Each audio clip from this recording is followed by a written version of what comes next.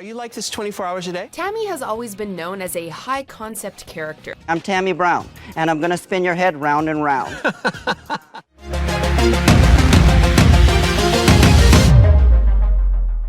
So Tammie Brown exploded onto the world during season 1 of RuPaul's Drag Race. Nothing had been seen like this show ever before when she launched with the show. She was also the star of RuPaul's Drag Race All-Stars, also the first of its kind when it aired.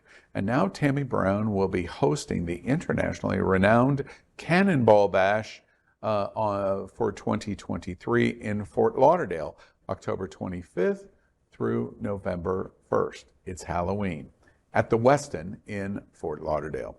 So we would like to welcome Tammie Brown. And Tammie, I understand you are unapologetically queer. Is that right? Yeah, I'm a queer icon, actually. But I do come from the days, and I do come from the days when queer used to be an insult. Exactly right. And that's why we do the play on words of unapologetic for the word.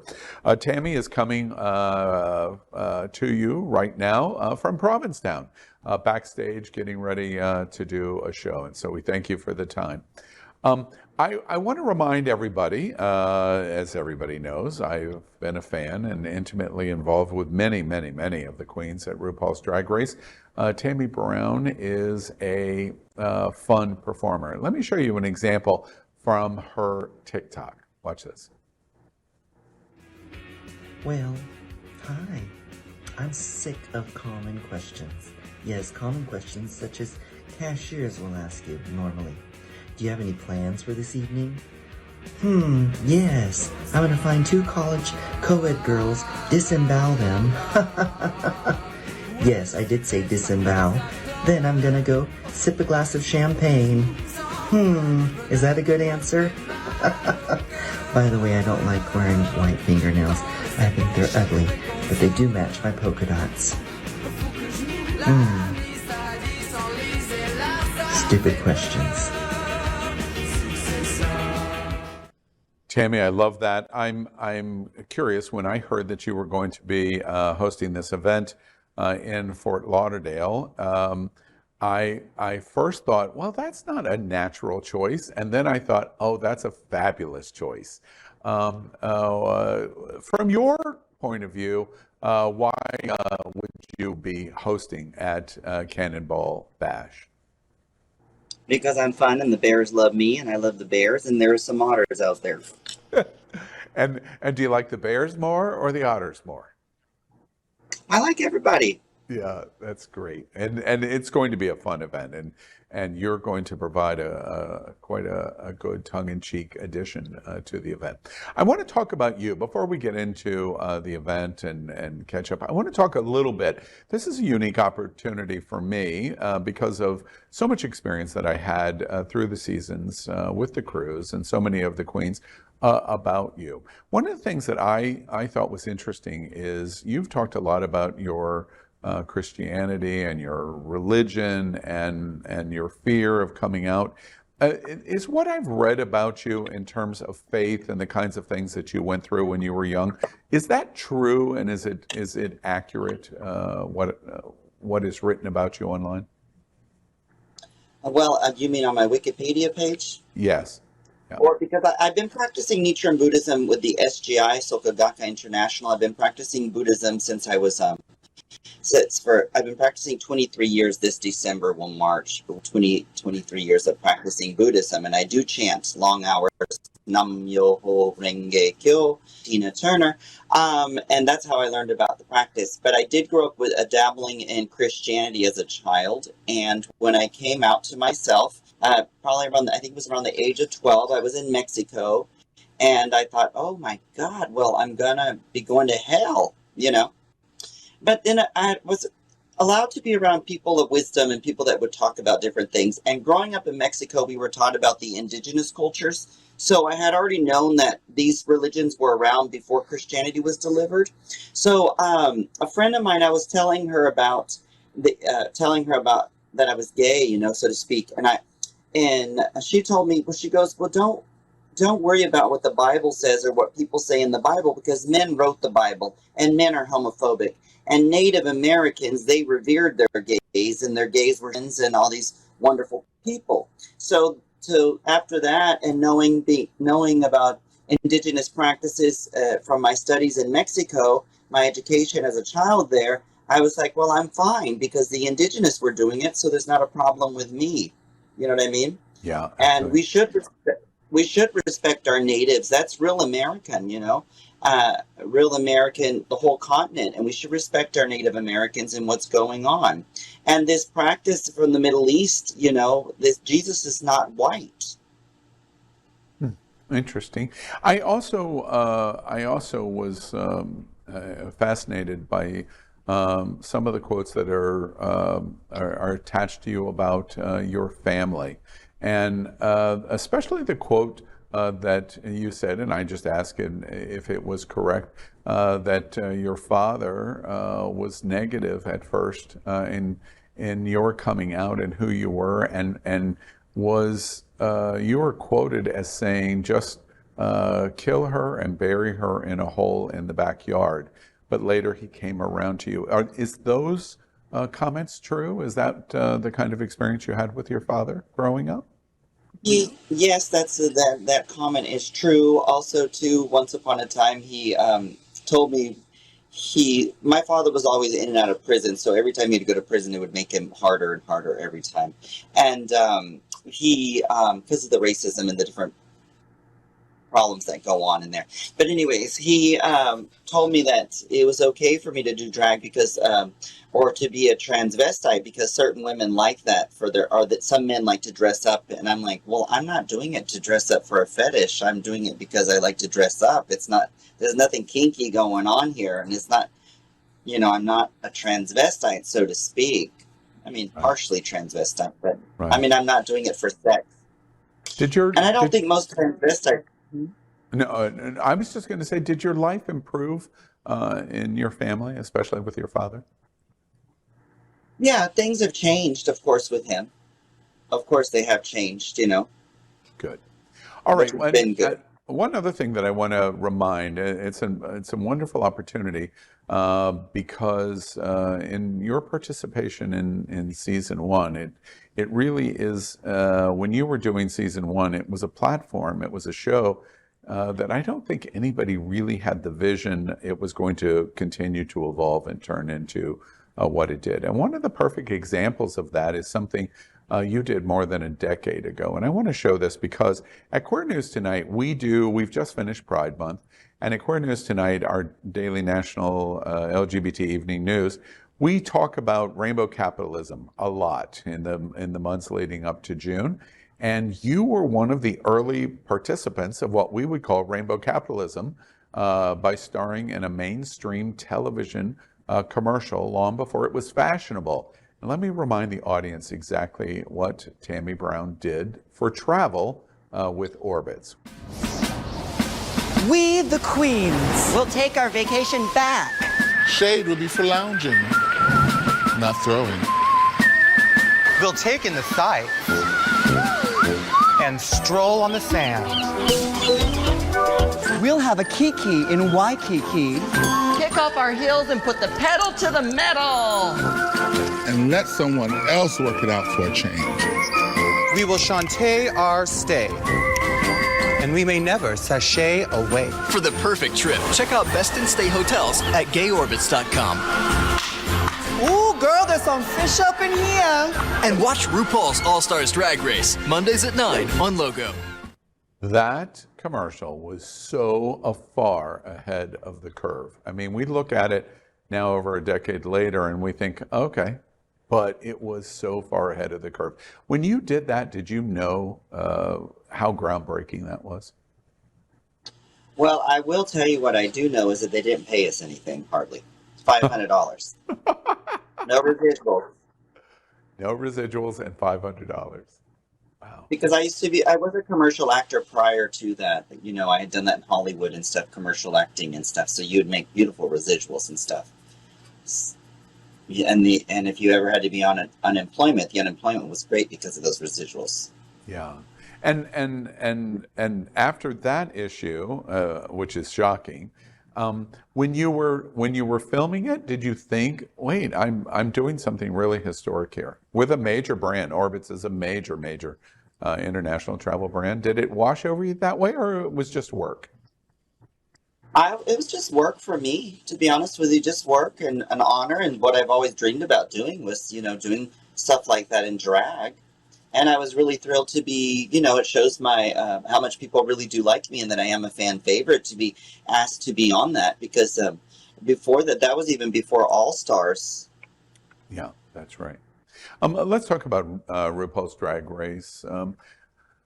You came in at season 1. The sketch logo television show always made the joke about season 1. Why are you so bright, Miss RuPaul? Which is a joke that stuck for a long time. Your participation in season 1 was really groundbreaking. I think back in all of the seasons that I watched in working with so many of the queens through the years. When you were doing season 1, I'm curious of just giving the opportunity for you to comment publicly about the experience and what you were doing. Was it clear to you how groundbreaking what you were doing in season 1 was, or how did you feel about it? Well, myself, I'm just always myself. I'm just always myself, and that's what actually shines through with me too. Is because people always do come up to me and say, "Thank you so much for being yourself," or "You inspire me so much," or "Through dark and everything," and "You're so courageous." It's just me being me, always just being myself. But I didn't know that it was going to be as big as it was, and I didn't. I mean, I was always a fan of RuPaul's and everything, but I never knew it was going to be this big. With the catchphrases and all, and how big it is around the world. And I thought it was going to be more of like a kumbaya kind of a thing. I thought we were going to be able to get together, me and the girls, and we'd be able to, I had a car, and we were going to be able to go out shopping to the garment district, and we would make things happen, but it wasn't like that. And then, World of Wonder isn't very nice. And what does that mean? Wow. That they're not very nice. They're just a typical Hollywood, connection. I mean, they just exploit everybody and do their thing. I think there's other like Reverie and other new platforms that are doing a lot better, even PEG, that are producing a lot of product that's nice, and they treat the clients well, so to speak, their stars well, and they don't cheat us. For example, they asked me... No, I'm sorry. I didn't mean to interrupt you. Go ahead. Big question always asked is why I wasn't at the season 10 reunion when they brought back all the girls from season 1. Well, the reason I wasn't there is because they were offering us an abysmal amount of money, and Trixie Mattel invited me to go on the road with her down to Australia. So I had to go where the money flows. No hard feeling. You could have phoned me in via satellite like this, and I could have said hi. Why couldn't we have done that? The Beatles did it back in the 60s, so why can we not do that in the 2000s? Was your experience when you were filming season 1 with World of Wonder doing it? They were doing something new. They had done other production products, but the first implementation of Drag Race, was the experience of the filming of season 1 good for you, or no?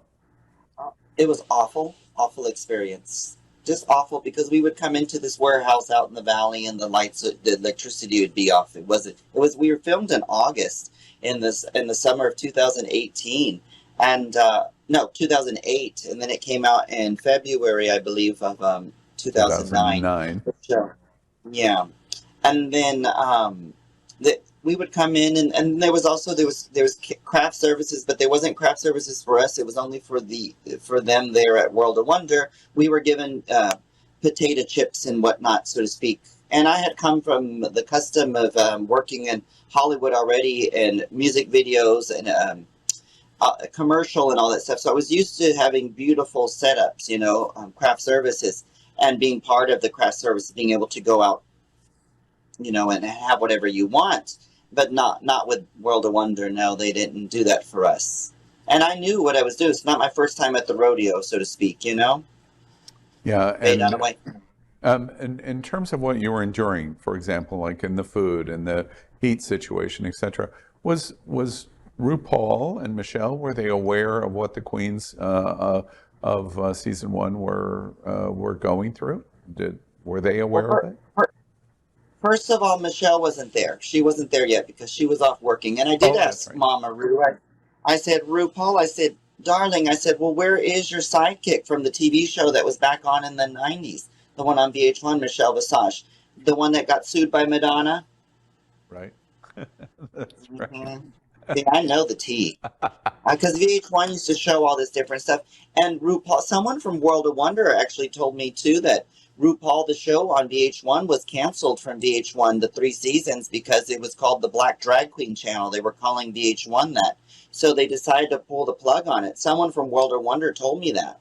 But, you know, like with all these dramas that are going on now, RuPaul doesn't speak out about anything, you know?